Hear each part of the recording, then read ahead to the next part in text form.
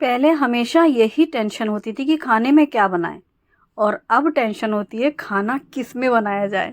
क्या कहना दोस्तों, सही है ना। एलपीजी की जब से क्राइसिस सुनी हुई है, सबके मन में एक ही ख्याल आता है, कैसे कैसे करके हम गैस को बचाएं, कैसे करके हम कम से कम इस्तेमाल करें गैस का, और दूसरा कोई अल्टरनेटिव निकाल लें जिससे हमारे दोनों तरीके से काम होते जाएं। तो यही हमारी सीरीज़ चल रही है। कुछ दिनों पहले ही मैंने लिया है इंफ्रारेड कुकटॉप, जिसमें मैं आपके साथ जो भी कुकिंग करती हूँ आपके साथ शेयर करती हूँ। तो हमारी वही सीरीज़ कंटिन्यू करते हैं। है ना कितनी मज़ेदार बातें। कभी कभी हम कोई जोक सुनते हैं तो ऐसा लगता है ओ माय गॉड, बिल्कुल सही ये क्या बोल दिया, है ना। वैसा ही बिल्कुल सही लगा मुझे भी जब मैंने ये पढ़ा। मैंने एक्चुअली कहीं पढ़ा था जोक्स जो होते हैं ना उसमें, तो बड़ा मज़ा आया मुझे पढ़ करके। सुबह के नाश्ते की तैयारी हो रही है, जिसके लिए मैं बना रही हूँ ढोकला। ढोकला बनाने के लिए मैं बहुत सारे तरीके देख चुकी हूँ। कभी मूंग दाल, कभी चना दाल, कुछ ना कुछ एक्सपेरिमेंट करती रहती हूँ। लगता है कुछ नया बनाया जाए, कुछ हेल्दी सा बनाया जाए, वरना बेसन और सूजी का तो मतलब फिक्स रहता है। फिर उसमें कुछ एडिशनल ऐड करना है या पहले से प्लानिंग हो, जैसा कि मैंने पिछली बार बताया था।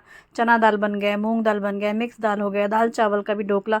बहुत सारे ढोकले की रेसिपी मैं आपके साथ शेयर कर चुकी हूँ। आज हम बनाएंगे लौकी से ढोकला, जो कि टेस्टी भी होगा और हेल्दी भी होगा। लौकी खिलाने का सबसे अच्छा तरीका है, अगर अभी लौकी की सब्जी बना दी जाए मस्त शुद्ध घी और जीरे हींग से छौंक करके, एकदम सिंपल सी, भाई कोई खाने को तैयार नहीं होंगे। भले ही वो हमें पता है बहुत अच्छी है, बहुत अच्छी है, इसे खाना चाहिए, गर्मी है, लौकी ठंडी करती है, बिना मसाले की है, लेकिन लगेगा सबको अरे उबली उबली सी है। तो बस यही काम करना है।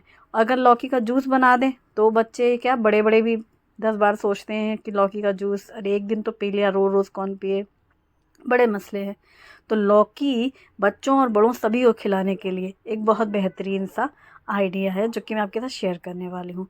और आप इसे ट्राई करना, बहुत अच्छा लगेगा। आप बच्चों को लंच बॉक्स में भी दे सकते हैं। तो यहाँ पर हाफ लौकी छील करके मैंने पीसेस कट किए, तो इसको मैंने देखा तो ये पूरा 1 कप है। 1 कप से 2-4 पीस ज़्यादा थे, उससे कुछ फ़र्क नहीं पड़ता है, मतलब कम नहीं है, बस सही है। जैसे तराजू में तौलते हैं ना सब्जी वाले, थोड़ा सा ज़्यादा है तो ठीक है, कम नहीं होना चाहिए, बस वैसे ही ले लो, ठीक है। 1 कटोरी कप कोई भी। फिर इसमें अदरक और हरी मिर्ची डालनी है।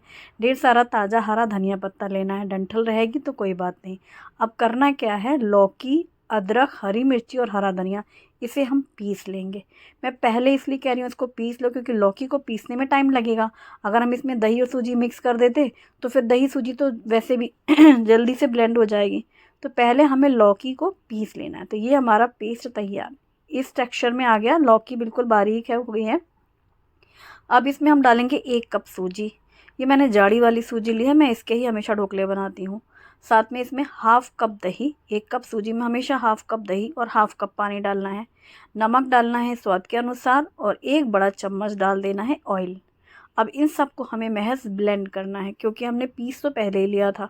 ब्लेंड इसलिए क्योंकि सूजी और दही तो मिक्स ही करना है केवल। अब ये सारी चीज़ें एक साथ ही इसी पूरे जार में मिक्स हो गई हैं।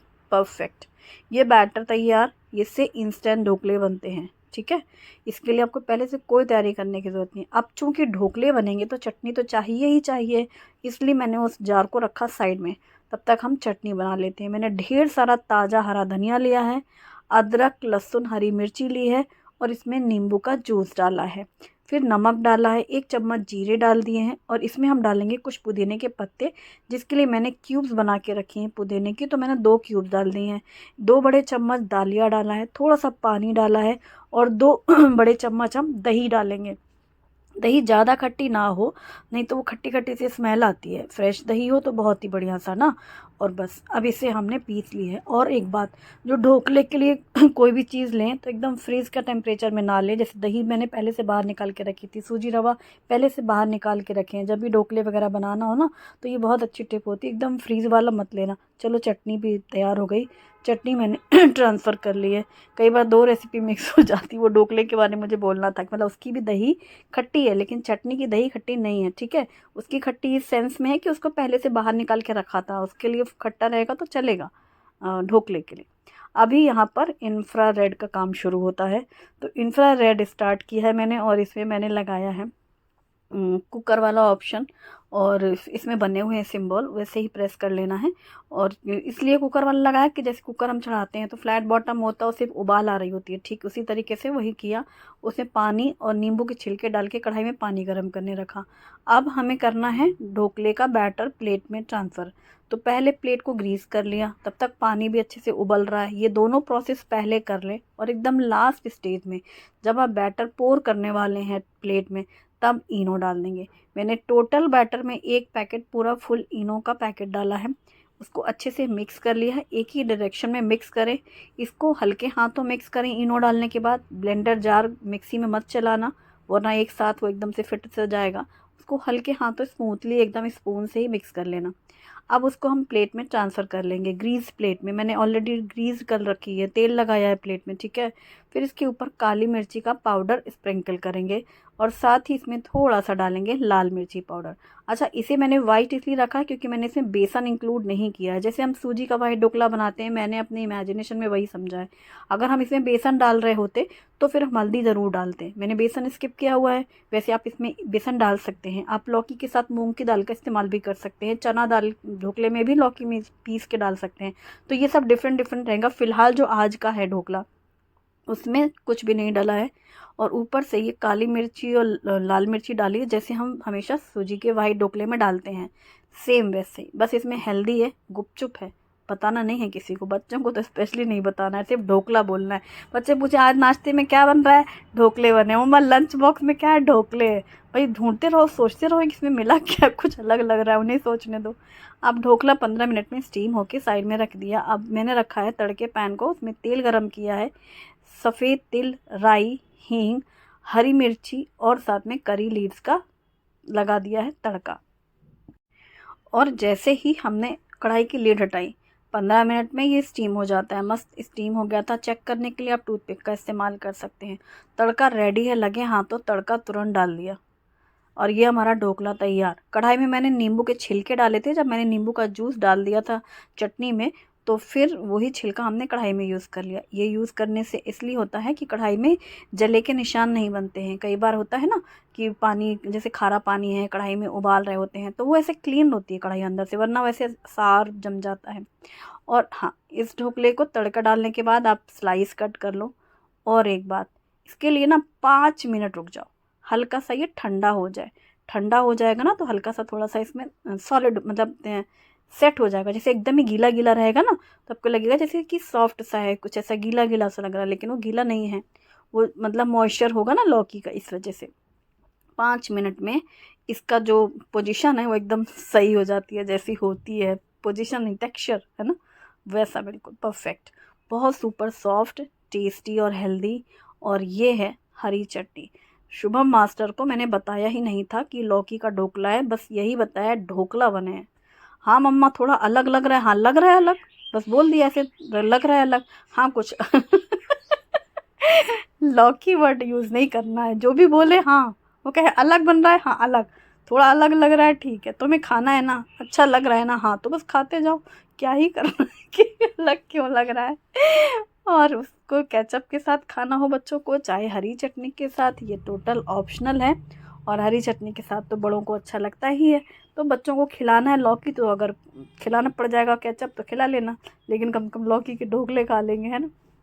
और ये बड़े बच्चे की तैयारी हो रही है, मतलब हस्बैंड के लिए भिगो रही हूँ मैं चना मूंग, उनका ख़त्म हो रखा है, तो ऐसे बीच बीच में भिगोती हूँ। तो यहाँ पर मैंने 1 कप चना 1 कप मूंग दोनों लिया है। अब आप सोचो कि 2 बार डाला है, वो कप आधा कप वाला था इसलिए, तो 1 1 कप दोनों ही बराबर लिया। उसको पहले अच्छे से पानी से साफ़ कर लिया और साफ़ करने के बाद फिर साफ़ पानी डाल करके भर के ढक करके रख देंगे। ढकने के लिए हमेशा ऐसी जाली वाली प्लेट का इस्तेमाल करें, क्योंकि जैसे मैंने अभी सुबह ढका, रात तक ये पूरे भीग जाएंगे। इनको मैं फ्रिज में रख दूँगी, एक बड़े डब्बे में भर के है इस डब्बा स्टील का। तो उसके लिए ना कई बार गर्मी में ऐसे बबल्स आ जाते हैं जब हम कुछ भी भिगोते हैं, छोला या राजमा या चना, तो मैं हमेशा ऐसे जालीदार ढक्कन ढकती हूँ। ढकना सिर्फ इसलिए कि उसमें छिपकली और कॉकरोच ना जाए, है ना, सिर्फ यही मकसद है। और खुला रहता है, छेद वाला दूध वाली जाली, उससे थोड़ी हवा भी पास होती रहती है, एकदम पैक पैक नहीं रहता और स्मेल भी नहीं आती जो चीज़ें हम भिगोते हैं। तो ये काम में हमेशा कुछ भी भिगोती हूँ तो ऐसे जाली ढक देती हूँ। जैसे सिंपली हम लोग दूध में जाली ढकते हैं, वही वाली 2 3 है इस तरीके की दूध वाली ढक दिया। ठीक, अब भाई कपड़े देखे जाए, सुबह के समय में साफ़ सफाई हो जाती है, फिर यहाँ नाश्ते का काम और साथ ही साथ सबके नहाने के बाद कपड़े इकट्ठे निकलने शुरू होते हैं।